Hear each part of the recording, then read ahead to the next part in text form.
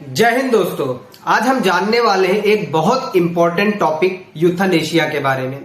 अब यूथनेशिया पहले होता क्या है, ये वर्ड कहां से आया, ये कौन कौन से देश में लीगल है, इंडिया में यूथनेशिया लीगल है या नहीं, इंडिया में यूथनेशिया पहले किसी को हुआ है या नहीं हुआ है, हम इसके बारे में डिटेल में जानेंगे।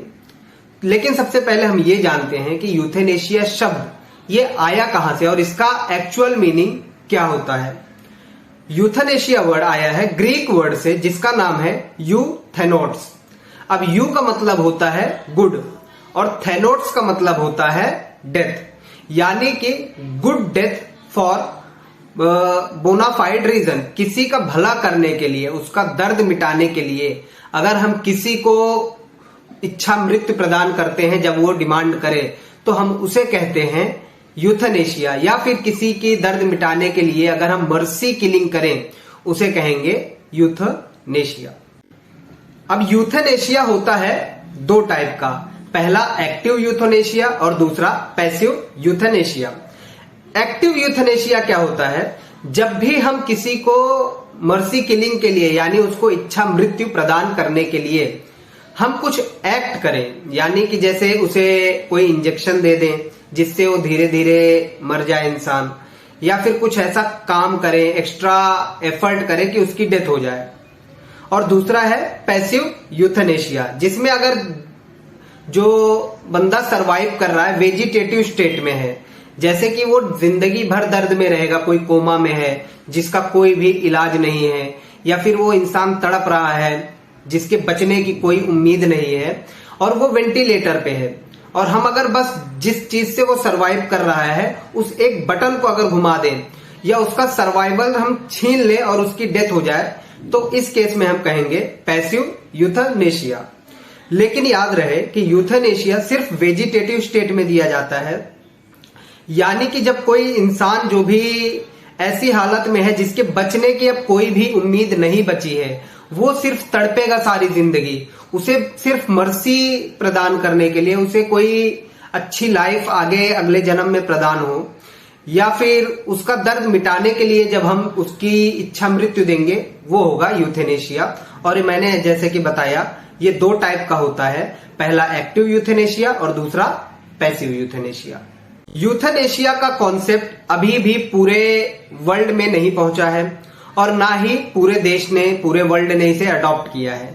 बस आप कुछ ऐसे कंट्रीज हैं जिसने यूथनेशिया के कॉन्सेप्ट को, यूथनेशिया को लीगलाइज कर दिया है, जैसे कि Canada, Luxembourg, Colombia, Belgium, Ecuador, Netherland और न्यूजीलैंड। इन देशों में यूथनेशिया का कॉन्सेप्ट लीगलाइज्ड कर दिया गया है, चाहे वो एक्टिव यूथनेशिया हो या फिर पैसिव यूथनेशिया हो, इन देशों में ये लीगल है।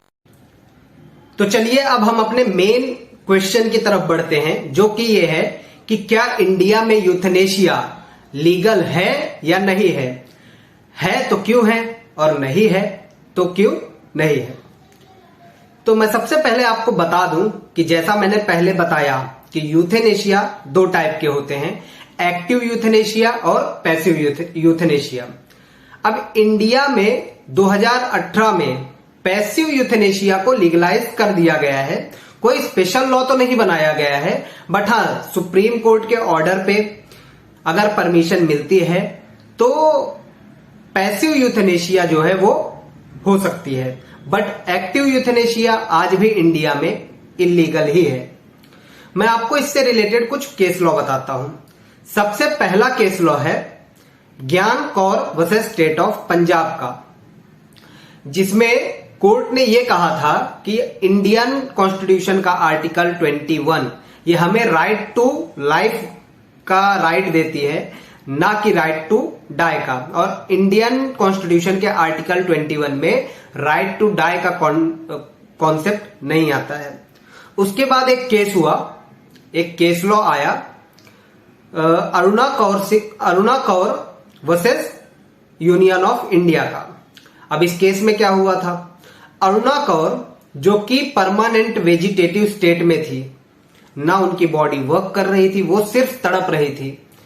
वो 42 इयर्स तक वेजिटेटिव स्टेट में थी, हॉस्पिटलाइज्ड थी। इसीलिए सुप्रीम कोर्ट ने मर्सी दिखाते हुए यूथेनेशिया का यूज करने के लिए उनके केस में अलाउ कर दिया। और तब इंडिया में पहला केस हुआ जहां पे पैसिव यूथेनेशिया का कॉन्सेप्ट लीगल तरीके से सुप्रीम कोर्ट के ऑर्डर पे यूज किया गया।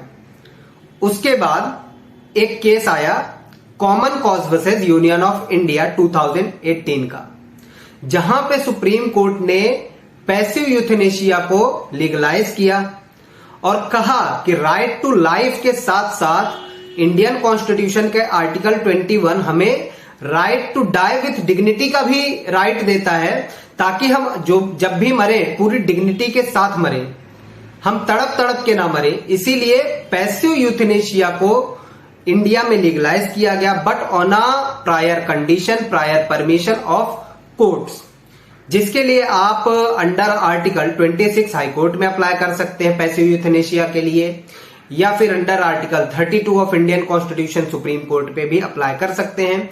और जब परमिशन मिल जाए तब जाके कहीं पैसिव यूथेनेशिया का यूज इंडिया में किया जा सकता है।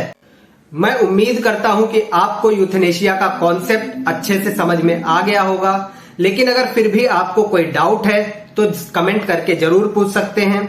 और आपको अगर ये वीडियो अच्छी लगी हो, आपको कॉन्सेप्ट समझ में आ गया हो, तो मेरे चैनल को सब्सक्राइब करें, शेयर करें, लाइक करें और साथ ही साथ जुड़े रहें law safari with Ayush Tiwari के साथ।